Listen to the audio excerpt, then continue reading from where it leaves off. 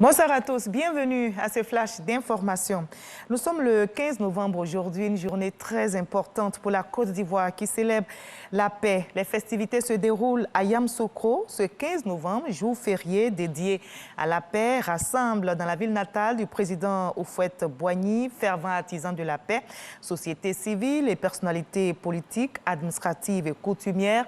Le Premier ministre Patrick Achi est représenté par le ministre d'État Téné Birahima Ouattara. La communion est au rendez-vous avec les populations. On promeut les valeurs de cohésion, de réconciliation et d'unité. Je vous propose d'écouter le ministre d'État, ministre de la Défense, Téné Birahima Ouattara.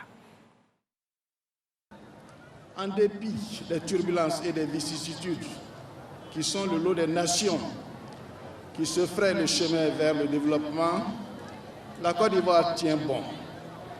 Notre pays est debout et continue d'être un pôle d'attractivité. Cette performance récente, nous la devons à un homme qui, en plus de marcher dans le sillon tracé par nos élus devanciers, a imprimé sa marque personnelle, son aura particulière, son génie particulier. Cet homme, c'est le président Alassane Ouattara. Grâce à la paix, ce sont des réalisations palpables qui meublent le quotidien des Ivoiriens et sont autant de services destinés à l'amélioration de nos vies.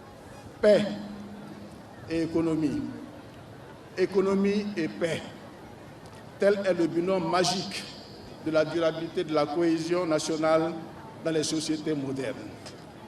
Sur du temps relativement long, la paix véritable ne s'obtient et se maintient que par une économie en pleine croissance qui fait entrevoir à chacun une possibilité d'avenir. Nous devons tous œuvrer pour que notre pays demeure sur les rails de la paix et que la culture de la paix irrigue les rapports sociaux. À cet égard, j'invite chacun et chacune de vous à regarder les actes qui ont déjà été posés par le président de la République dans le retour de la paix dans notre pays. La prière est aussi au rendez-vous de cette journée dédiée à la paix dans notre pays. Un pèlerinage est organisé à la basilique Notre-Dame de la Paix à Yamoussoukro. Les pèlerins ont intercédé la nuit dernière en faveur de la paix dans notre pays et cette veillée religieuse sera désormais une tradition. L'évêque d'Agboville, Monseigneur Alexis Touabli et le ministre de la Réconciliation, Kouadio Konan-Bertin, ont pris part à ce pèlerinage pour la paix. Ce sont des chiffres plutôt difficiles à accepter. Au Burkina Faso, 20 personnes ont été tuées lors d'une attaque dans la province du Soum, dans le nord du pays, hier dimanche. Il s'agit de 19 gendarmes et un civil. Ce triste bilan est encore provisoire selon les autorités. L'attaque a été menée par des hommes armés qui ont pris d'assaut le détachement de la gendarmerie et c'est l'une des attaques les plus meurtrières subies par les forces de défense et de sécurité depuis le début des attentats dans le pays. La tension est toujours vive au Soudan. Le fossé se creuse un peu plus entre civils et militaires.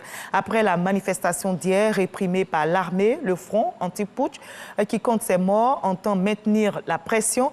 Il appelle d'ores et déjà à une nouvelle mobilisation le mercredi prochain.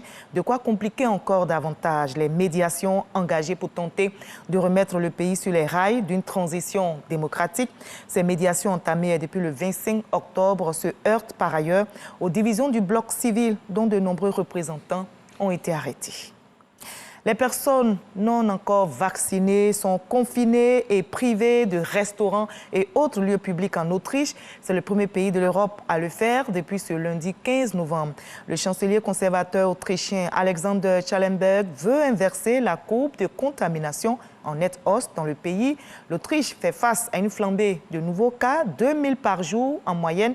Le pays décide donc de venir à bout de cette pandémie et donc a décidé de vacciner les enfants dès 5 ans. Ces mesures sont diversement appréciées par les populations autrichiennes.